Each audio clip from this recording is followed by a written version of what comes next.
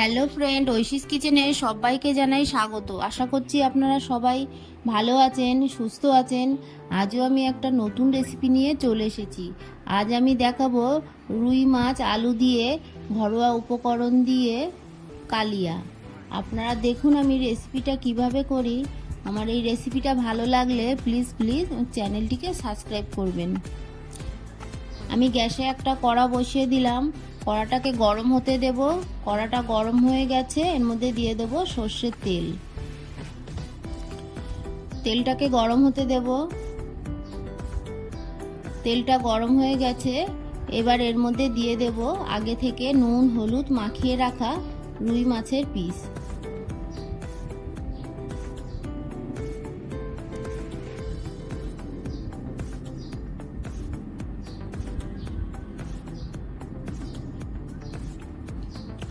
রুই মাছগুলোকে দিয়ে এবার আমি এপিট ওপিট করে ভালো করে লাল করে ভেজে নেব।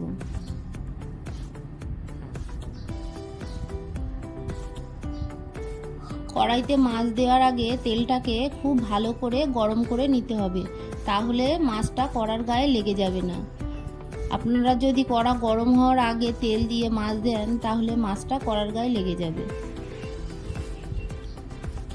এপিট ওপিট করে ভালো করে আমি মাছটাকে ভেজে নিয়েছি লাল করে, দেখুন। এবার তুলে নেব। এই তেলের মধ্যে আমি একইভাবে মাছগুলোকে দিয়ে লাল লাল করে ভেজে নেব।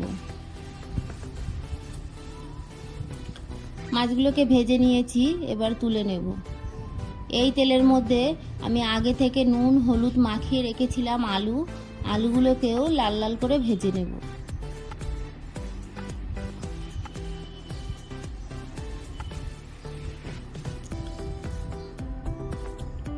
আলুগুলো ভাজা হয়ে গেছে, এবার তুলে নেব। এই তেলের মধ্যে আমি দিয়ে দেব, এখানে আছে এলাচ দালচিনি লবঙ্গ, আর আছে সামান্য জয়িত্রী, আর আছে সামান্য গোটা জিরে। ফোড়নটাকে কয়েক সেকেন্ড আমি ভেজে নেব। একটা খুন্তি দিয়ে নেড়ে চেড়ে এর মধ্যে এবার দিয়ে দেব একটা তেজপাতাটাকেও একটু ভেজে নেব। ফোড়নটাকে ভেজে নিয়েছি, ফোড়ন থেকে একটা সুন্দর গন্ধ বেরিয়েছে। এবার এর মধ্যে একটা ছোট পেঁয়াজ কুচি আমি দিয়ে দিলাম।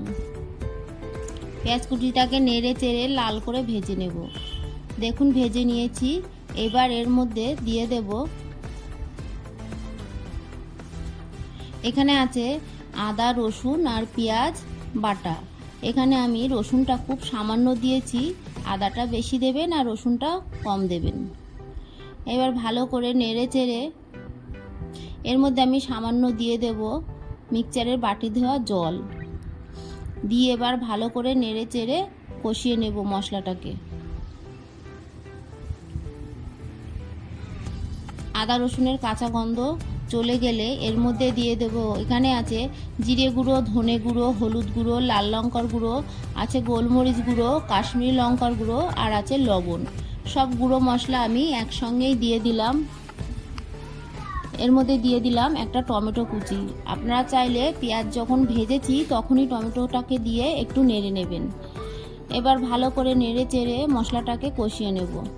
দেখুন মশলাটা কষিয়ে নিয়েছি। এবার এর মধ্যে দিয়ে দিলাম ভেজে রাখা আলুটাকেও নেড়ে চেড়ে ভালো করে কষিয়ে নেব। কয়েক মিনিট নেড়ে চেড়ে মশলাটাকে কষিয়ে নিতে হবে। ভালো করে নেড়ে চেড়ে কষিয়ে নিয়েছি। এবার এর মধ্যে দিয়ে দেব পরিমাণ মতো জল। আপনারা যতটা গ্রেভি রাখতে চান সেই অনুযায়ী জল দেবেন। জলটাকে দিয়ে এবার একটা ঢাকা দিয়ে আমি 2 মিনিট ফুটিয়ে নেব। দেখুন ফুটিয়ে নিয়েছি। এবার এর মধ্যে ভেজে রাখা মাছগুলো দিয়ে দেব। মাছগুলো দিয়ে এর মধ্যে দিয়ে দেব চেরা কাঁচা লঙ্কা। 4টে চেরা কাঁচা লঙ্কা আমি দিয়ে দিয়েছি। এবার ঢাকা দিয়ে ভালো করে ফুটিয়ে নেব। ঢাকাটা তুলে আবারও নেড়ে চেড়ে এর মধ্যে আমি দিয়ে দিলাম হাফ টিস্পুন লবণ। লবণটা দিয়ে আমি আবারও ঢাকা দিয়ে কয়েক মিনিট রেখে দেব। ঢাকাটা তুলে নিয়েছি। দেখুন রান্নাটা আমার হয়ে গেছে। এর মধ্যে খুব সামান্য চিনি অ্যাড করলাম, আপনারা চাইলে স্কিপ করে দেবেন। যেহেতু আমি মাছের কালিয়া করছি, সামান্য চিনি দিলে খেতে ভালো লাগবে। এবার এর মধ্যে দিয়ে দেব খুব সামান্য সানরাইজের শাহি গরম মশলা। আমি ফোড়নে গোটা গরম মশলা দিয়েছি, তার জন্য খুব সামান্য গুঁড়ো গরম মশলা দিলাম।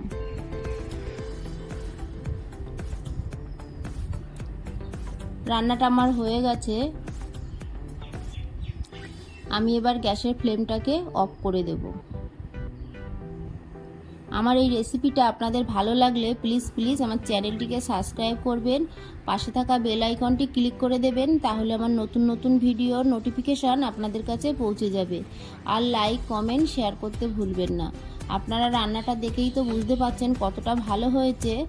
পুরো ভিডিওটা দেখার জন্য ধন্যবাদ।